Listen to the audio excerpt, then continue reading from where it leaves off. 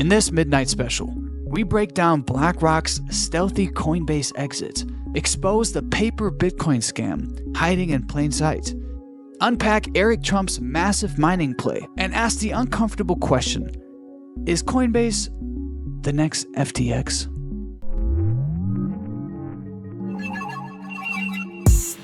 It's 2 in the damn morning and we're broadcasting live from the decentralized underground at 2 a.m. for the insomnia-ridden freedom maxis and truth junkies who just don't sleep when the fiat system is up to no good. Case in point, BlackRock just slipped billions out the back door of Coinbase, faster than a senator scrubbing tweets. Meanwhile, the Bitcoin mempool was ghost town empty during all-time high trading volume. That's not market behavior.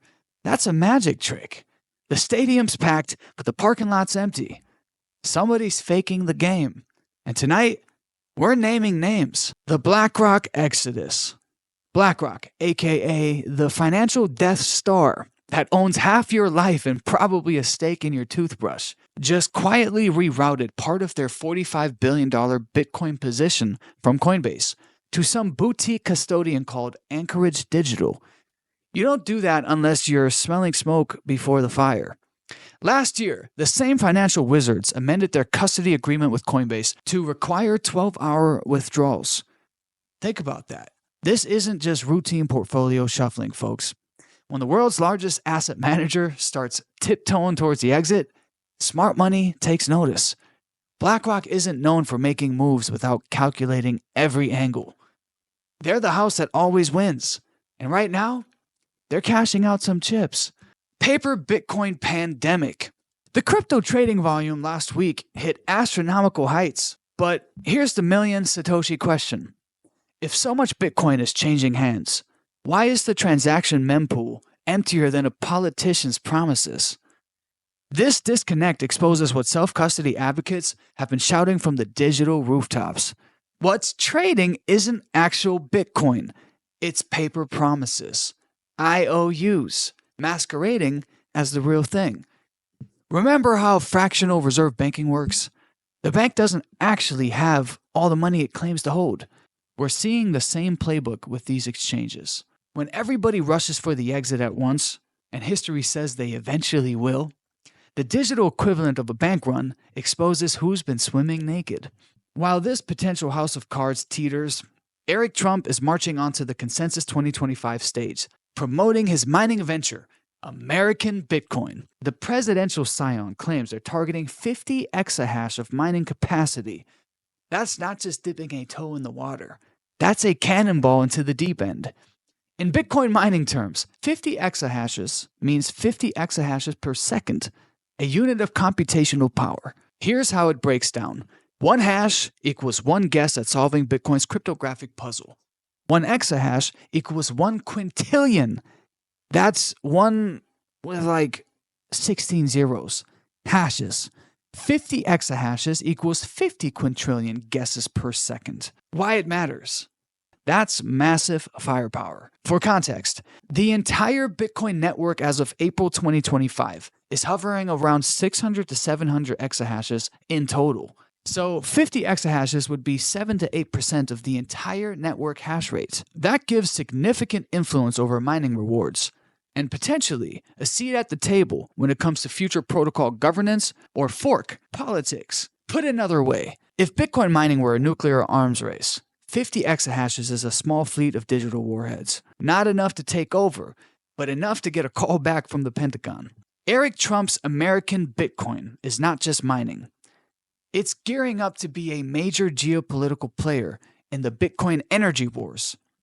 The timing is fascinating. The Trump organization reportedly turned to crypto after being debanked during the Biden years. Now, they're positioning themselves as Bitcoin mining champions, right when questions about paper Bitcoin are intensifying. Is this savvy positioning ahead of a market correction, or just fortunate timing? Either way, when Bitcoin players with political connections start building mining empires, you'd better take notice. Economic storm warnings. While we're distracted by market moves, Fed Chair Powell is warning about stagflation. That economic nightmare where everything costs more, but nobody's making more money. He's pointing to the Trump tariffs, saying they'll bring higher inflation, and slower growth. Yet Powell describes recent market turbulence as orderly, even as NASDAQ dropped 3.4% faster than a hot potato. That's about as orderly as a Black Friday sale at Walmart. The writing on the wall spells trouble. We're watching liquidity dry up, inflation persisting, and growth stalling. This economic pressure cooker creates the perfect environment for financial dominoes to start falling. Good for Bitcoin, and long overdue. The coming Coinbase question. The unspoken fear lurking beneath these market movements is simple. Could Coinbase become the next FTX? The same exchange that's supposed to be too big to fail is showing worrying signs that have institutional investors quietly seeking alternatives. Let's not forget our recent crypto history. FTX was the shining beacon on a hill before becoming the worst rug pull ever. Before that, it was Quadriga CX, and before that, Mt. Gox. Each cycle brings bigger, more catastrophic failures. And each time, the market collective memory seems to reset. The domino effect of a major exchange failure would send shockwaves through the system. With multiple Bitcoin ETFs relying on Coinbase custody, we're talking about a potential contagion that would make a previous crypto winter feel like a mild autumn day. The sovereign solution. The solution hasn't changed since Bitcoin's creation. Get your Bitcoin off the exchanges. Not your keys, not your coins. This isn't just crypto anarchist paranoia. When BlackRock starts quietly moving their coins, that's the financial equivalent of seeing animals run before the earthquake hits. Whether Coinbase is the next domino to fall or manages to weather this storm that's brewing, one truth remains constant. In a world of financial uncertainty, verification beats trust every time. Self-custody isn't just a philosophical position. It's financial survival of the fittest. This is Financial Freedom Hour, and I'm just the messenger, bringing you the uncomfortable truth that not many people want to talk about. So stay vigilant, stay sovereign, and for the love of liberty, self-custody. See you tomorrow.